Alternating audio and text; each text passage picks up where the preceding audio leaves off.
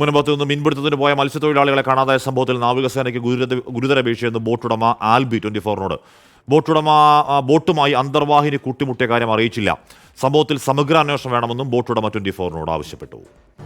നമ്മൾ ഈ കാണുന്ന മുനമ്പത്ത് നിന്ന് മീൻ പിടിക്കുവാൻ വേണ്ടിയിട്ട് പോയ മത്സ്യത്തൊഴിലാളികളായിരുന്നു. ഗോവയിൽ നിന്ന് ഗോവൻ തീരത്തേക്ക് പോയ മത്സ്യത്തൊഴിലാളികളാണ്. അന്തർവാഹിനി ബോട്ട് വന്ന് ഇവരുടെ ഈ ബോട്ടിൽ ഇവർ മീൻ പിടിക്കാൻ പോയ ബോട്ടിൽ ഇടിക്കുകയും വലിയ രീതിയിലുള്ള അപകടമുണ്ടാക്കുകയും ഈ സമുദ്രത്തിൻ്റെ അടിത്തട്ടിലേക്ക് താഴ്ന്നു പോവുകയും ചെയ്യുന്ന സാഹചര്യമുണ്ട്. അത് അവരാണ് ഇപ്പോൾ രക്ഷപ്പെട്ട് വന്നിരിക്കുന്നത്. നാവികസേനയുടെ തന്നെ ഇടപെടലിലാണ് അവർ രക്ഷപ്പെടുന്ന സാഹചര്യമുണ്ടായത്. എന്തായാലും ആ മത്സ്യത്തൊഴിലാളികൾ ഇപ്പോൾ രക്ഷപ്പെട്ട് മുനമ്പത്ത് തന്നെ തിരിച്ചെത്തിയിരിക്കുകയാണ്. അവർ നമ്മൾ 24നോടൊപ്പം പ്രതികരിക്കുകയാണ്.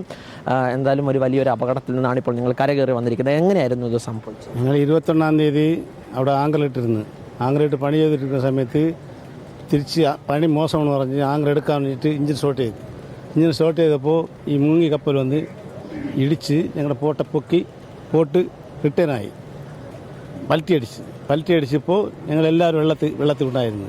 ഞങ്ങൾ 5 പേര് അവർ എടുത്ത് 5 ആൾ പോട്ടിനകത്തുള്ളപ്പോൾ അവർ കയറിട്ട് വലിച്ചെടുത്ത് 6 ആൾ വെള്ളത്തിൽ നീന്തി കയറി പുറമെ ഒരു പോട്ടുണ്ടായിരുന്നു.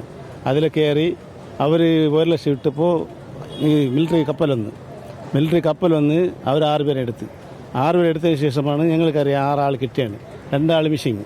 നാവികസേനയുടെ ഭാഗത്തുനിന്നും കൃത്യമായിട്ടുള്ള ഇടപെടൽ ആ സമയത്ത് ഉണ്ടായിട്ടില്ല എന്നുള്ളൊരു ആക്ഷേപം കൂടിയുണ്ട്. ഈ ബോട്ടുടമ തന്നെ നമ്മൾ പ്രതികരിക്കുന്നുണ്ട്. ഈ നാവികസേന കൃത്യമായി തന്നെ വിവരം അറിയിച്ചിട്ടില്ല എന്നുള്ളൊരു ഇതുകൊണ്ട് നമ്മളെ ബോട്ട് ശരിക്കും പറഞ്ഞാൽ 21-ാം തീയതി വൈകിട്ട് 7:30 മണിക്കാണ് സംഭവിക്കണം.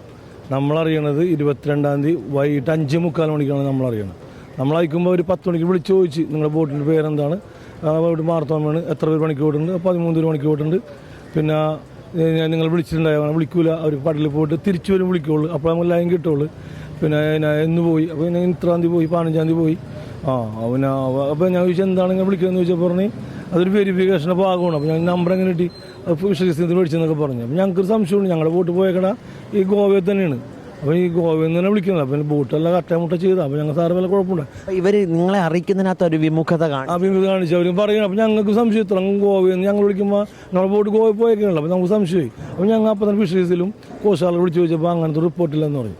ഇപ്പോൾ നാവികസേനയുടെ ഭാഗത്തു നിന്നും വലിയ രീതിയിലുള്ള വീഴ്ച സംഭവിച്ചു എന്ന് തന്നെയാണ് പറയുന്നത്. കൂട്ടത്തിൽ ഈ 13 പേർ അടങ്ങിയിട്ടുള്ള മത്സ്യത്തൊഴിലാളികൾ പോയി 11 പേർ രക്ഷപ്പെട്ടെങ്കിലും 2 പേർ ഇപ്പോഴും രക്ഷപ്പെട്ടിട്ടില്ല എന്നുള്ളൊരു വേദനയും ഇവർ പങ്കുവയ്ക്കുന്നുണ്ട്. നാവികസേനയുടെ ഭാഗത്തുണ്ടായ വീഴ്ചയ്ക്കെതിരെ കൃത്യമായ അന്വേഷണവും ഇടപെടലും ഉണ്ടാകണമെന്നും മത്സ്യത്തൊഴിലാളികൾ വ്യക്തമാക്കുന്നു. കൊച്ചിയിൽ നിന്നും VS രാഹുലിനൊപ്പം YS അഭിനന്ദ്, 24.